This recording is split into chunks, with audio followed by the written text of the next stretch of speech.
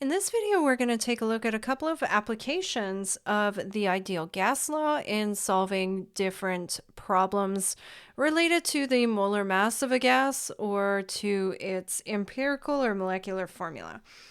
So this first question here, we've got a gas made up of 80% carbon and 20% hydrogen.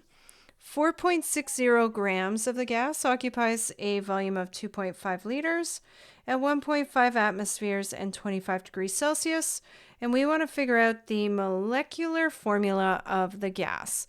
Now, this is a problem that's combining both empirical molecular formulas along with the ideal gas law. So the first thing we need to do is we need to figure out our empirical formulas. So we've got carbon 80%, hydrogen 20%. So remember, we assume 100 grams of each. So that means we'd have 80 grams of carbon, 20 grams of hydrogen. And that is our mass. Now, converting it to moles, with carbon, we divide by 12.01. So that's going to give us 6.6611 moles. And if we take hydrogen, take 20 grams divided by 1.01, it's going to make 19.8019 moles. And then if we look at the ratio of those, dividing by our smallest, which is carbon, gives us a ratio of roughly 3 to 1. So its empirical formula is CH3. Now, we need the molar mass to be able to figure out what our molecular formula is. And we can figure out the molar mass actually from the ideal gas equation and from the fact that we have 4.60 grams of gas. Now, remember, to find a molar mass, we need to take the mass and divide it by the moles. So we know what the mass is because that's given to us, but we need the number of moles. And to find the number of moles, we can use PV equals nRT, or rearranging, we have PV over RT. And so we're just going to plug in all of our information from this problem. Now, 1.5 atmospheres, if we convert that into kPa, that's 151.95. And our volume is 2.50 liters. Our R value is 8.31. And our temperature, 25 degrees Celsius, so that's 298 in Kelvin. And if we solve for that, we get a number of moles of 0.1533 moles. So we can take that then and plug that back into our molar mass equation. So we know we have 4.60 grams and we have 0.1533 moles. So that gives us a molar mass of 30.01 grams per mole. Now, if we take the molar mass of our empirical formula, this one is 15.04 grams per mole. And so the ratio between those two is roughly double. So our molecular formula is going to be C2H6. So it's a nice and kind of a neat sort of application of combining two different chemistry principles together. Now, one thing we do need to talk about is when we experimentally collect data about gases, whenever we're doing the reaction, we're collecting the gas underwater. So we would have this sort of setup where we would have a reaction producing a gas, usually in an Erlenmeyer flask. And then we would have a stopper in here with a hole. And then we'd have tubing to go in water into a gas collection tube. And the water then, the gas would displace the water. And we would collect the gas and measure the volume in here.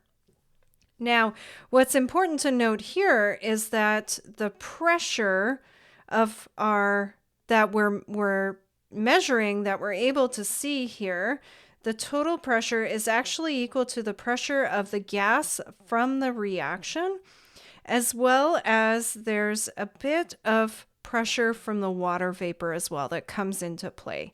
And so we have these kind of tables here where we can take a look at the pressure of water vapor, and we can adjust the pressure that we're seeing in order to account for this water vapor pressure.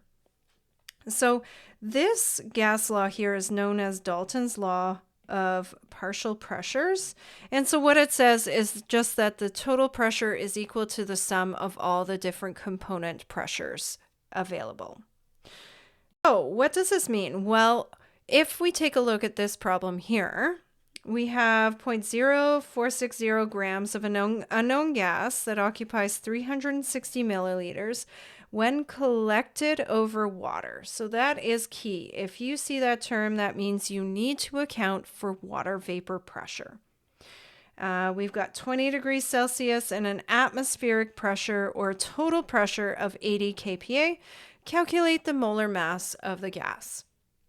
So the first thing we need to do is figure out all of our values that are going to go into our PV equals nRT equation. So first off, starting with the pressure, our total pressure is 80 kPa. So that means, and we know it's collected over water, so the pressure of our gas is actually 80.0 kPa minus the water vapor pressure at 20 degrees Celsius. And going back to that table, that was 2.34 kPa. So the pressure of our gas is actually 77.66 kPa. Okay, we do need to make that adjustment. It does impact the final number we get in our calculations, so it is an adjustment that does need to be taken care of. Let's continue on then listing. So volume, we have 360 milliliters, or that's 0.360 liters, because we do need that value in liters. Temperature is 20 degrees Celsius, or we need that in Kelvin, so adding 273 to it gives 293 Kelvin. And we know what R is, that's 8.31. And we're trying to find the moles because, again, molar mass of a gas, we need to know mass over moles. And our mass is given in our problem as 0.0460 grams, but we don't know the number of moles. So we need to figure that out first. Rearranging PV equals nRT, we get PV over RT. Plugging in our numbers, we got 77.66. We've got 0.360. And on the bottom, 8.31. And our temperature of 293.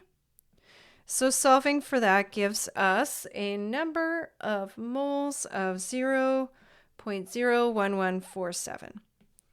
Don't round off at this point because we are not done our calculation yet. We need to put that back into our molar mass calculation.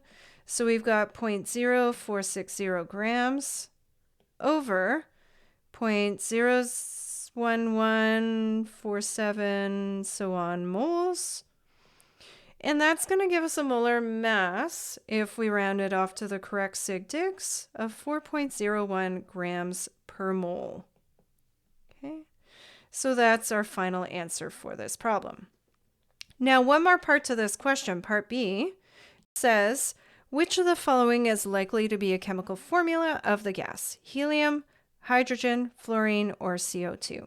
If we take a look at the periodic table, helium has a molar mass closest to 4.01 grams per mole, so this would be the identity of the gas.